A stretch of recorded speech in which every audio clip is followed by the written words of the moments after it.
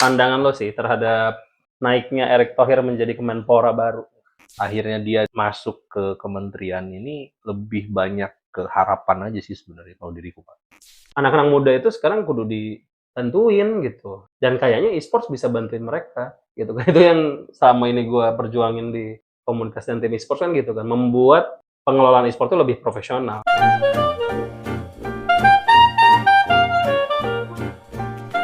Iya. Tapi bener deh, gue tuh tertarik ya sebenarnya.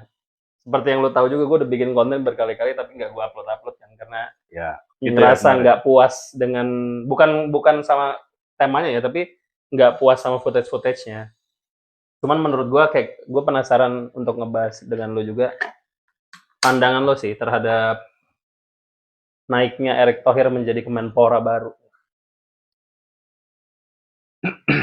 Kalau diriku sih terkait dengan itu, Pak ya, lebih ke apa ya? Angin segar, gelo angin segar. Kenapa? Maksudnya angin segar itu kenapa? Angin segar gini, maksudnya kan kalau misalnya ini mungkin diriku juga sih yang nggak ngikutin banget ya. Tapi kalau Kemenpora yang sebelumnya diriku tidak tahu dia siapa dan ngapain dia di olahraga gitu Mas kan. Dito itu. Ya, tapi kalau Pak Erick Thohir tuh diriku lihat wah dia itu pernah pegang Inter Milan gitu kan. Maksudnya secara organisasi olahraga seharusnya ya dia tuh punya pengalaman Ya. untuk how to run Yes. organisasi olahraga gitu. Maksudnya akhirnya dia masuk ke kementerian ini lebih banyak ke harapan aja sih sebenarnya kalau diriku, Pak. Oh iya, benar sih. Harapan terutama untuk e-sports gitu. Oh iya. Karena dia ngerti logiknya olahraga, Ya, dia harusnya ke e-sports ini ya dia nggak nol-nol banget gitu ya kan. betul. Ya, gue Maksudnya kan, sepakat sih. karena kan ya kalau misalnya nih jadi gini, e-sports bahkan kita aja yang main game di Mobile Legend gitu atau game-game yang lain yang ada e-sportsnya tuh nggak semuanya paham e-sports itu barang apaan. Maksudnya even diriku gitu ya, yang ada di komunitas dan bahas ngulik e-sports gitu ini nggak paham juga maksudnya ngeren e-sports tuh kayak gimana apa aja di dalamnya dan lain-lain gitu ya maksudnya Benar. apalagi orang yang nggak pernah megang gitu. Waduh benar sih. Makanya kan sempat juga tuh Menteri Komdigi ya, Ya itu Mutia ibu Hafid. si ibu Yes. Itu bilang kalau e-sport nggak masuk olahraga gitu kan. Itu bisa parah. dipahami sih, Diriku nggak setuju walaupun itu beliau menteri ya. diriku tidak setuju. Iya. Sports main sports Oh, tahu maksudnya sih so tahu pisan hirup teh. jadi menurut Anda sebagai menteri dia harusnya tahu. Iya, Oh iya harusnya sih. Iya maksudnya sih, gitu kalau ya nggak sebagai sih? menteri iya sih. Maksudnya kan menteri ya minimal nyari tahu dulu kayak gitu atau enggak Atau ngobrol sama jawab teman. iya. Nih menteri itu kan pasti punya sekelilingnya orang-orang pinter gitu kan Pak. Orang pinter, ya siap. Maksudnya kan minimal Betul. nanya, sebenarnya e-sports tuh olahraganya di sebelah mana sih gitu Ya, kan? atau pas ditodong sama wartawan dia jawabnya yang normatif-normatif aja gitu ya. Jangan langsung, "Oh, itu bukan." Jangan langsung gitu ya. Iya. Oh iya. Kan Benar diriku sih. sebagai orang yang ada, nah sih riweuh gitu kan. Iya, benar. Nah, itulah kenapa Erick Thohir menurut lo akan jadi cocok tuh gitu ya. Karena Iya. logiknya bisa langsung seberang. Menurut gua tapi ini menurut gua ya.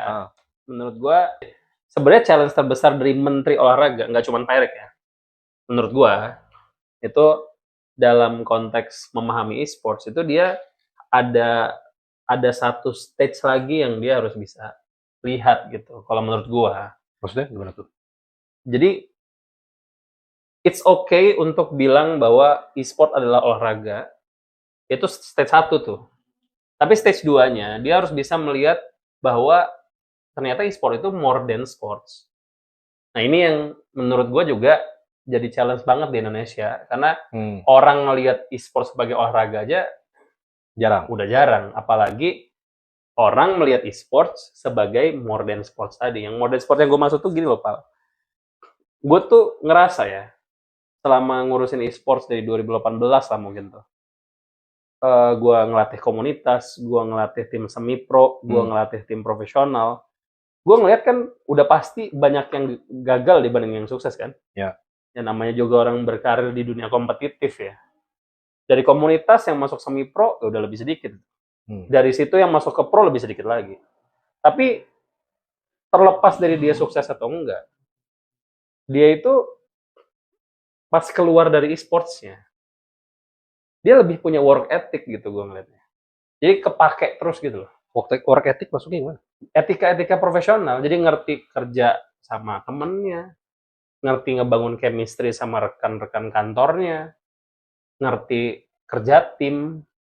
Oh, maksudnya bisa, ya kenapa? Maksudnya berarti menurut Bapak tuh orang-orang yang sekeliling Bapak yang dulunya pernah mencoba berkarir di sports itu jadi kayak punya pengalaman kerja gitu. Bukan pengalaman kerja ya, tapi dia itu kebayang kerja itu harusnya ngapain gitu. Etika kerja maksudnya. Iya, etika kerja. Karena gini loh, di zaman lu dan zaman gua, kita itu sama-sama punya kegiatan ekstra di luar sekolah dan kampus kalau lu kuliah. Ya. Kita tuh tahu gitu, Pal, kerja tim, bahwa misalnya, kan lu juga anak band nih, gua juga ngeband kan. Kita kalau janjian ngeband, telat, misalnya, teman kita marah, itu tuh jadi mulai belajar respect to others gitu, respect ke waktu, respect ke orang, respect ke sistem. Nah, itu tuh kita pelajari tuh lewat ekstras kayak gitu. Drama-dramaan waktu kepanitiaan. Itu terlepas dari kita sukses atau enggaknya ketika ikut kepanitiaan atau ikut ekskul itu. Terlepas lo akhirnya jadi superstar di band atau enggak. Tapi yang pernah ngeband, yang pernah basket, yang pernah futsal, itu mereka tuh belajar gitu. Buat, oh ya gue harus respect to time, respect to system, respect to people. Ya. Nah itu kan nggak didapetin sama banyak anak zaman sekarang karena sebagian besar dari mereka itu mungkin nggak tertarik lagi sama kegiatan kayak gitu, tapi lebih tertarik sama gaming kan. Karena emang mungkin apa ya, zamannya juga udah berubah kan. Iya betul. Dan itu nggak salah. Gue sama sekali nggak menganggap itu hal salah. Iya. Dari dulu.